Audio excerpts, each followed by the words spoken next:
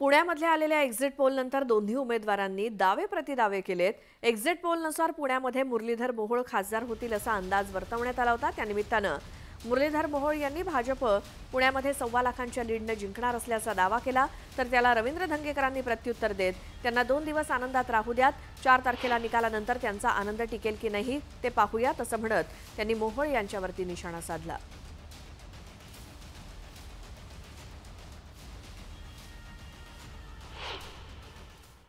राज्यामध्ये 5 वर्ष देवेंद्रजींचं सरकार आणि आत्ताचं महायुतीचं सरकार, त्या एकनाथ शिंदे साहेब असतील, अजितदादा असेल, देवेंद्रजी असतील आणि महानगरपालिकेमध्ये आम्ही 5 वर्ष केलेलं काम, मला असं वाटतं लोकांनी हे पाहिलं।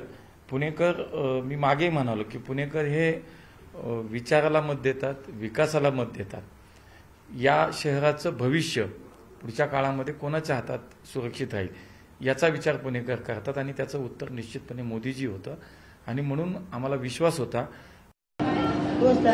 आणि निकाल बघून काही लोक खुशीत आहेत, परंतु 4 तारखेला पुणेकरांचा निकाल येणार आहे आणि पुणेकरांचा निकाल तुम्हाला पुणेकरांच्या बाजूने दिसेल हा माझा विश्वास आहे।